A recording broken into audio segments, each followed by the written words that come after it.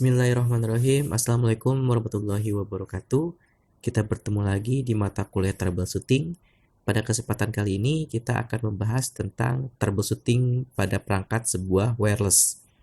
Oke, yang kita ketahui sebuah wireless adalah sebuah device di mana fungsi dan kinerjanya sama seperti switch, yaitu membagi sebuah network ke berbagai macam device tetapi dengan menggunakan gelombang radio.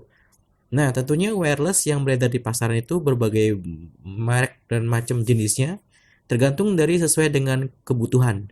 Ada yang wireless dengan harga yang murah, sekitar 200 sampai dengan 300 ribu. Bahkan ada yang wireless yang bisa mencapai jutaan bahkan puluhan juta. Nah, kira-kira apa sih perbedaannya wireless yang memiliki harga yang low dan juga harga yang high atau harga yang tinggi? Nah, bila mana dalam sebuah perusahaan terdapat berbagai macam kebutuhan, misalkan di antaranya kalau kita hanya di rumah, seperti mempunyai anggota keluarga 4 atau 5 gitu ya. Tentu saja untuk wireless yang berharga 300 ribu dan 400 ribu masih dibilang worth it lah ya, masih dibilang bekerja karena tidak terlalu berat dalam pengaksesannya.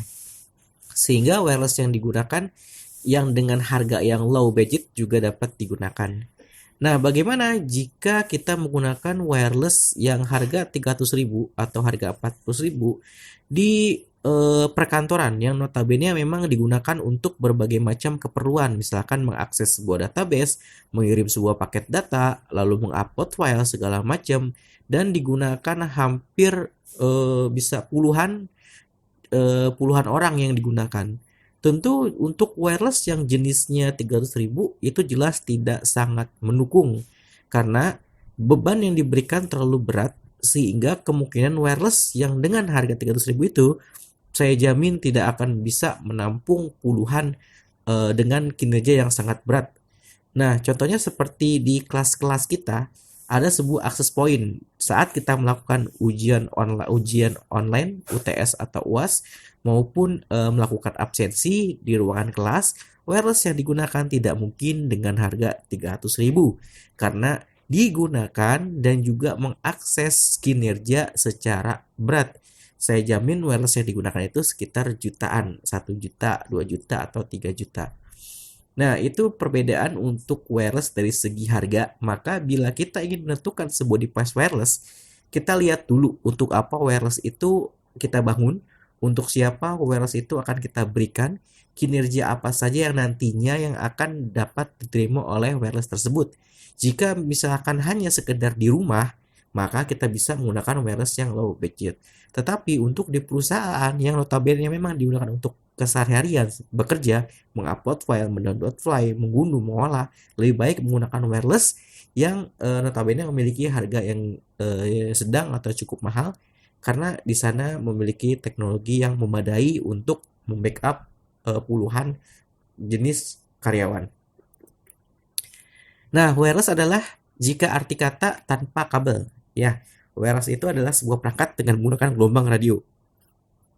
Melakukan suatu hubungan dalam aplikasi menggunakan gelombang elektromagnetik sebagai pengganti media kabel. Nah, tentunya sangat mempermudah sekali jaringan wireless ini. Jadinya kita tidak perlu repot-repot lagi untuk membuat jaringan dengan menggunakan kabel. Nah, bicara masalah stabilitas, tentunya yang menggunakan kabel itu jauh lebih stabil dibandingkan dengan wireless, gitu ya. Makanya ada beberapa perangkat yang notabene masih menggunakan jaringan kabel, gunanya agar lebih stabil. Nah, sebuah wireless harus memiliki standarisasi. Nah, standarisasi dalam membuat sebuah wireless diatur dalam IEEE 802.11 ya, serangkaian spesifikasi kendali akses medium dan lapisan fisik untuk mengimplementasikan komunikasi komputer wireless lokal area network di frekuensi 2,4, 3,5, 3,6, 5, dan 60 GHz. Nah, tentunya frekuensi yang diberikan ada 2,4, 3,6, dan juga 5. Nah, ini adalah membahas masalah frekuensi.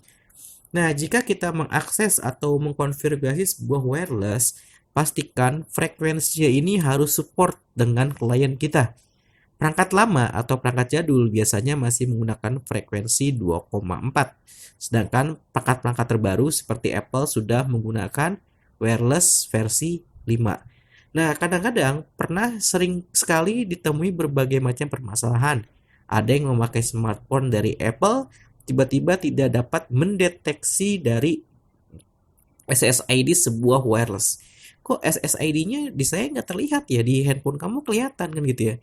Apa handphone saya rusak gitu ya. Nah, itu kemungkinan wireless yang dipasang di sana hanya menggunakan frekuensi 2,4. Jadinya hanya yang sama-sama menggunakan frekuensi 2,4 yang dapat membaca SSID-nya. Nah, makanya untuk wireless yang keluaran terbaru bisa dijalankan dengan menggunakan frekuensi 2,4 maupun 5 ya. Artinya apa? Perangkat manapun yang jadul maupun yang baru tetap akan membaca SSID. Nah, jika wireless hanya menggunakan frekuensi di 5, maka saya jamin untuk device yang lama tidak akan bisa membaca SSID. Nah, misalkan produk Apple, kok saya dapat SSID ya? Kok kamu nggak dapat gitu ya? Nah, ternyata kemungkinan di wireless itu terstandarisasi atau tersetting dengan frekuensi 5 GHz. Nah, ini adalah perbedaan sebuah frekuensi. Nah, ini standarisasi wireless adalah 805.11a, B, G, dan N. Nah, masing-masing ini adalah sebuah perkembangan wireless dengan speed, akses, dan kecepatan yang berbeda-beda antara A, B, G, dan juga N, dan juga IC. Access point merupakan sebuah perangkat yang berfungsi untuk menghubungkan beberapa wireless client komputer dan perangkat jaringan yang tergabung dalam sebuah jaringan yang sama. Jika kita mengibaratkan sebagai nirkabel, access point dianggap sebagai switch atau hub yang melintas dari pusat dari pemancar dan juga penerima sinyal radio. Nah, yang saya bilang tadi, access point ini digunakan sebagai titik atau poin di mana dia akan meneruskan sebuah paket ke sebuah router. Nah, gimana antara kira-kira sesama access point, klien yang terhubung access point harus tidak boleh saling ngeping atau tidak diizinkan mereka saling berkomunikasi karena itu akan mengacu kepada tindakan sebuah kejahatan. Ketika sebuah device bisa saling ngeping, nah bisa jadi itu adalah port yang dapat dimasuki oleh penyusup atau hacker dalam sebuah jaringan lokal. Nah, access point yang baik adalah access point yang tidak mengizinkan kliennya atau jaringan yang ada di bawah access point melakukan ICMP. Nah, itu semua bisa diatur dari router tersebut.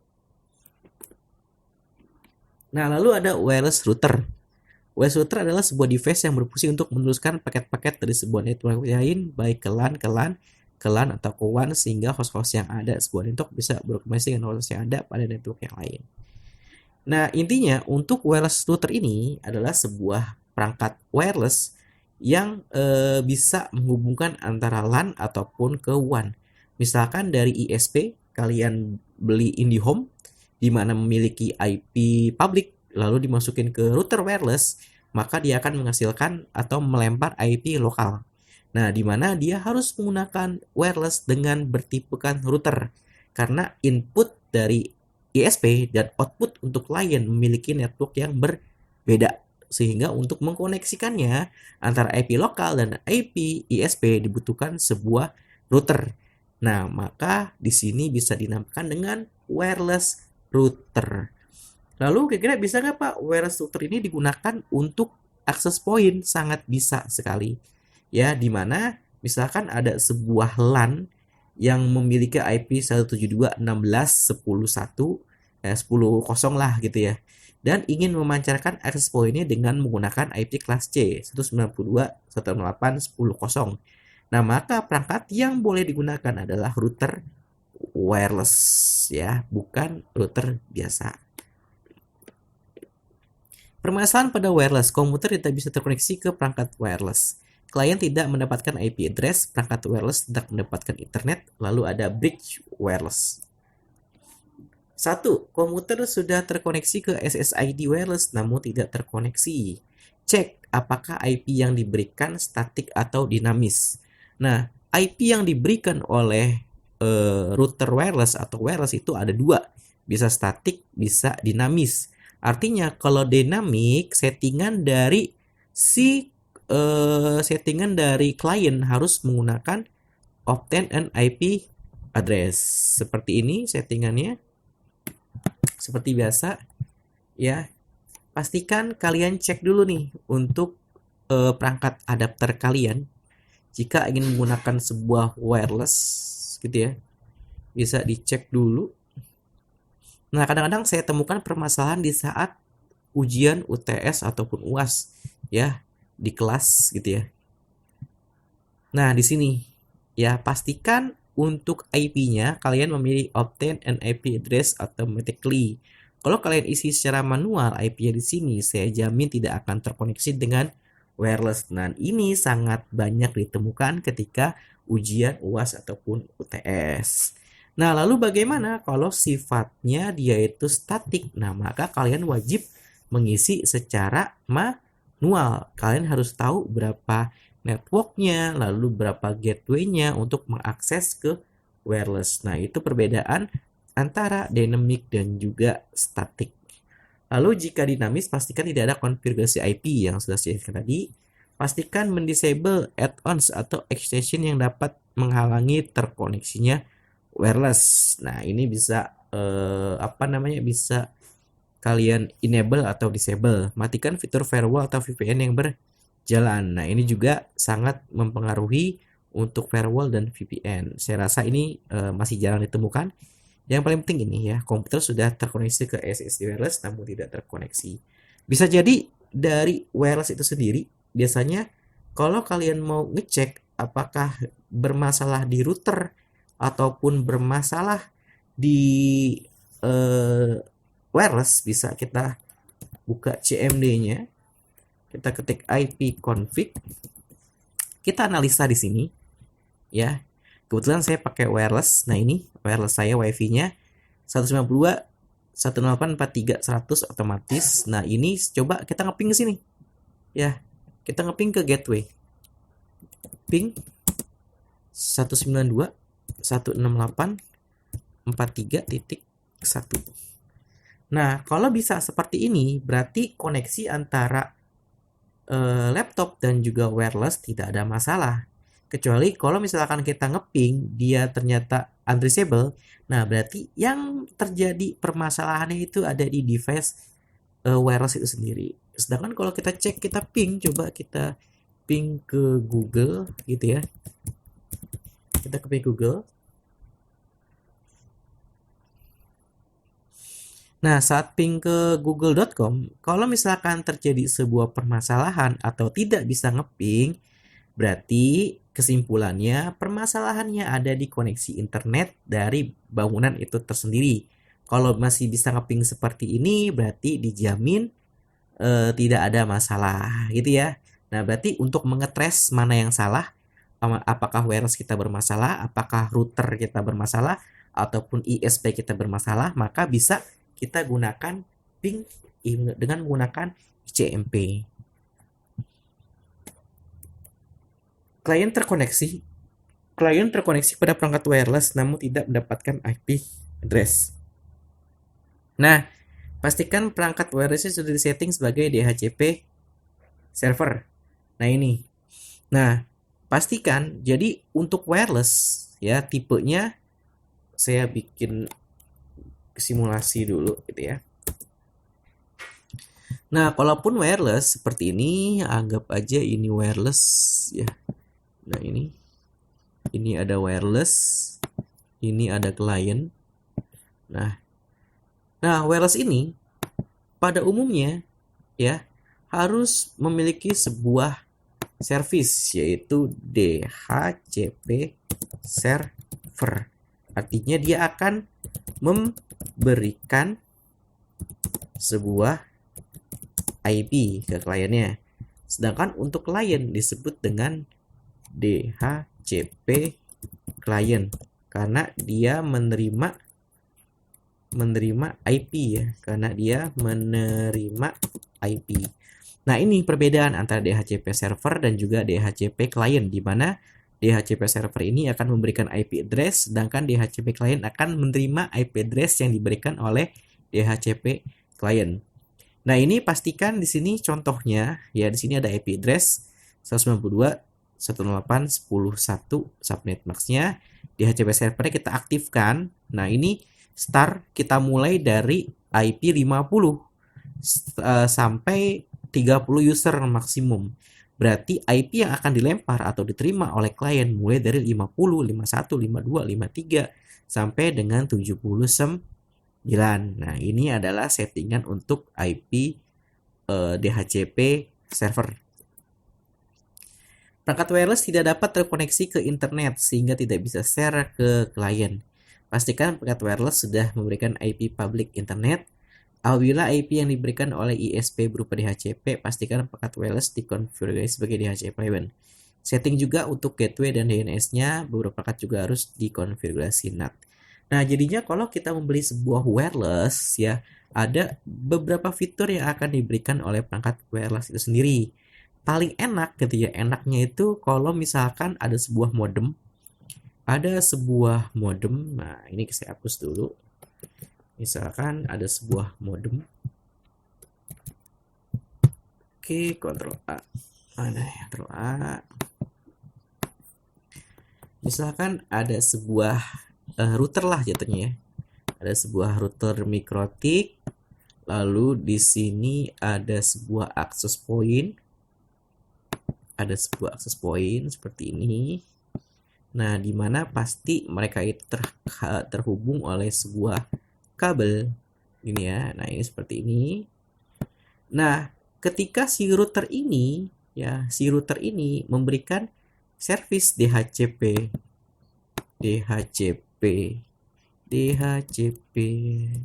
server. Nah, artinya dia itu memberikan IP ya ke siapa saja.